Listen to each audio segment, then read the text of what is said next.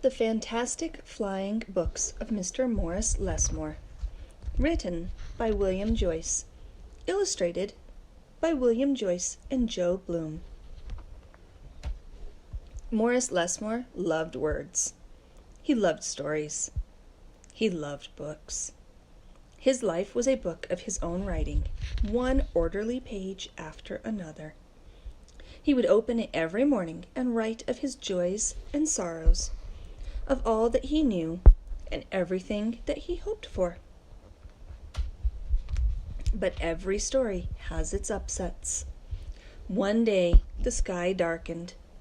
The winds blew and blew, till everything Morris knew was scattered, even the words of his book. He didn't know what to do or which way to go, so he began to wander and wander. Then a happy bit of happenstance came his way.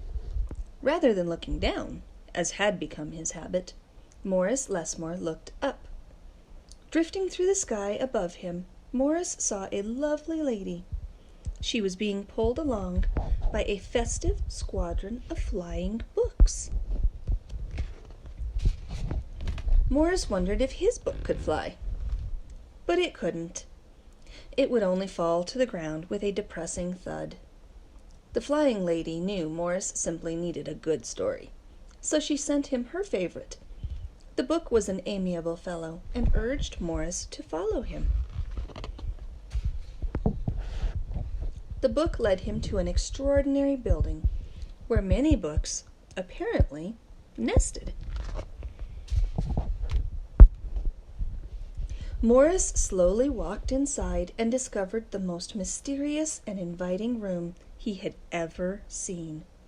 It was filled with the fluttering of countless pages, and Morris could hear the faint chatter of 1,000 different stories, as if each book was whispering an invitation to adventure.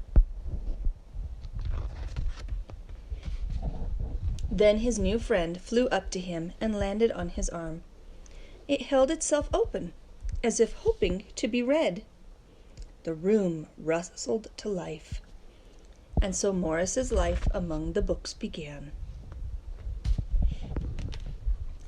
Morris tried to keep the books in some sort of order, but they always mixed themselves up. The tragedies needed cheering up and would visit with the comedies. The encyclopedias, weary of facts, would relax with the comic books and fictions. All in all, it was an agreeable jumble. Morris found great satisfaction in caring for the books, gently fixing those with fragile bindings, and unfolding the dog-eared pages of others. Sometimes Morris would become lost in a book and scarcely emerge for days.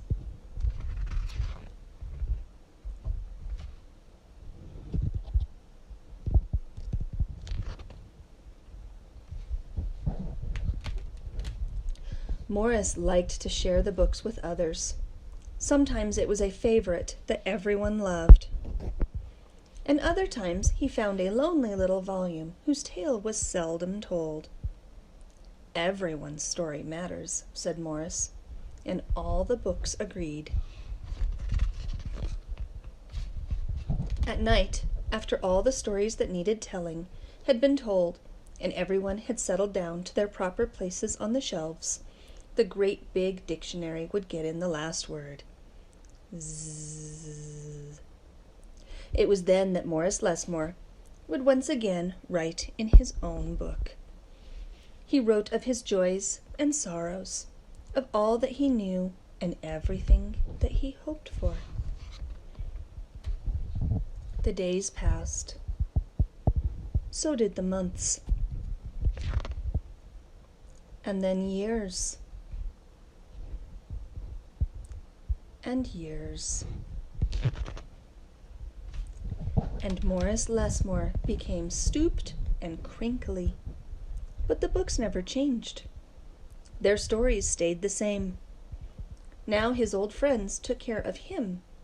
the way he had once cared for them. And they read themselves to him each night. Then one day, he filled the last page in his book. He looked up and said with a bittersweet sigh, "I guess it's time for me to move on." The books were sorry, but they understood. Morris put on his hat and took his cane. As he went to the door, he turned and smiled, then waved goodbye. "I'll carry you all in here," he said, and pointed to his heart.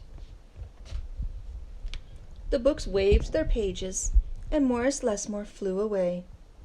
And as he flew, he changed back to the way he'd been that long ago day when they'd all first met.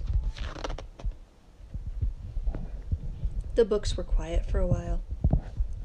Then they noticed that Morris Lessmore had left something behind. "It's his book," said his oldest friend. Inside was Morris's story, all of his joys and sorrows, all that he knew, and everything that he hoped for. Then the books heard a small, expectant sound. There in the doorway was a little girl. She looked around with wonder. Then something fantastic happened. Morris Lessmore's book flew up to her and opened its pages. The girl began to read. And so our story ends as it began,